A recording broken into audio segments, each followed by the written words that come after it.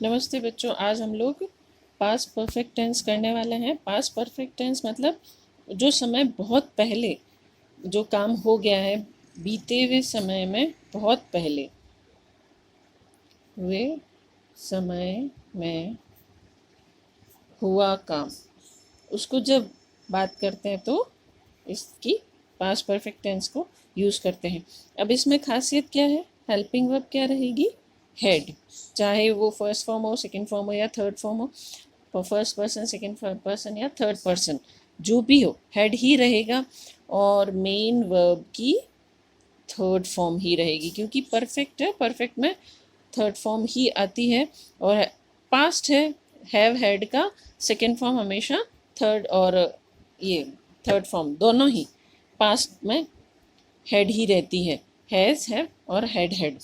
तो ये दोनों चीज़ें इसकी खासियत है। अब समय कैसे लगाएंगे हम, वो हम देखते रहेंगे। पहला सेंटेंस है एफर्मेटिव। एफर्मेटिव यानी कि सकारात्मक। सिंपल सा सेंटेंस है, कोई ज़्यादा मुश्किल वाली बात नहीं है। इसमें subject plus helping verb plus main verb की थर्ड फॉर्म प्लस ऑब्जेक्ट, और टाइम लगेगा। टाइम कैसे लगेगा वो हम सबसे आखिर में देखेंगे कि हमारा टाइम यहाँ पे कैसे सेट होगा। तो सब्जेक्ट मान लो ही हैड प्लेड चेस। ठीक है, अब ये तो हो गया, पर आगे टाइम भी लगेगा ताकि जब हम क्वेश्चन सॉल्व करें तो हमें टेंस की पहचान हो सके कि यहाँ क्या टेंस लगेगा। तो जैसे मैं बता देती हूँ कि सामान्य तौर पे पास्ट परफेक्ट के साथ जो सेकंड सेंटेंस आता है पास्ट सिंपल का रहता है। ठीक है, और एक सिंपल सा टाइम, जैसे मान लो बहुत पुराना हम समय ले सकते हैं यहाँ पे, जैसे 3 months अगो, ये समय भी ले सकते हैं हम।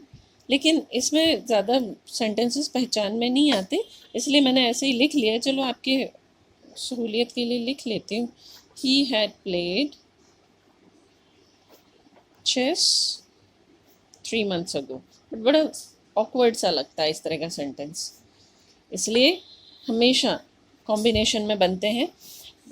तो ये हम आगे देखेंगे कि कैसे लगेंगे। फिर दूसरा हमारा रहेगा निगेटिव। निगेटिव सेंटेंसेस यानी कि नकारात्मक वाक्य। नकारात्मक में क्या रहेगा? हेल्पिंग वर्ब के बाद में नॉट लग जाएगा, plus subject plus not plus main verb की थर्ड फॉर्म प्लस ऑब्जेक्ट, और टाइम आ जाएगा बाद में। तो जैसे मान लो he had not eaten me, we can take it dinner. He had not eaten his dinner. कब, ये खब वाला यहाँ हमेशा बाकी रहेगा। फिर तीसरा रहेगा इंटरोगेटिव। मैं शॉर्ट में इसलिए करा रही हूँ क्योंकि आगे हमें इम्पोर्टेंट चीज़ देखनी है। इंटरोगेटिव, इसमें क्या रहेगा? Use of question mark. और बिगिनिंग ऑफ सेंटेंस किससे रहेगी?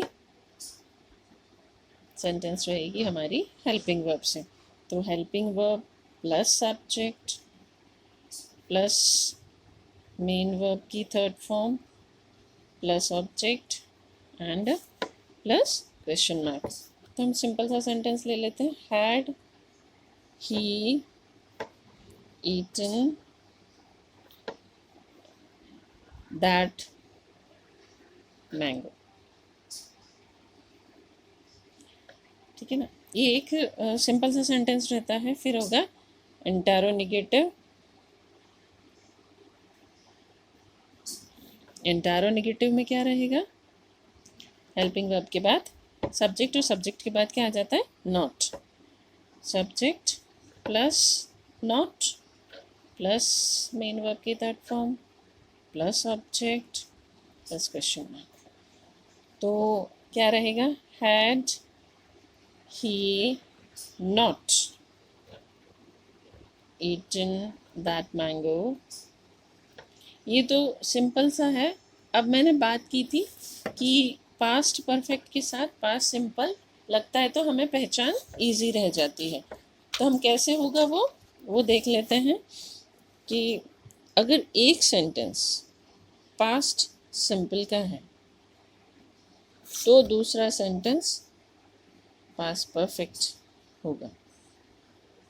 इसमें दो वर्ड यूज होते हैं, after and before.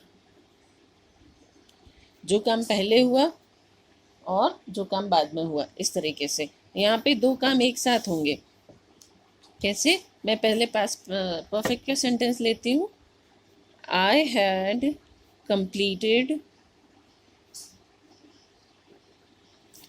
My work before Ram केम।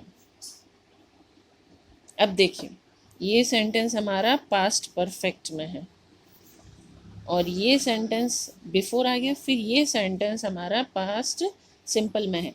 तो ये काम पहले हुआ, ये काम बाद में हुआ और बिफोर आ गया कि आई हैड कंप्लीटेड माई वर्क। मैंने अपना काम पूरा कर लिया था। कब? बिफोर राम केम, राम के आने से पहले। अब इसी को हम आफ्टर के यूज़ के साथ रखते हैं। कैसे? तो जो काम बाद में हुआ उसके साथ आफ्टर लगेगा। तो कैसे? Ram, after Ram came, after I had completed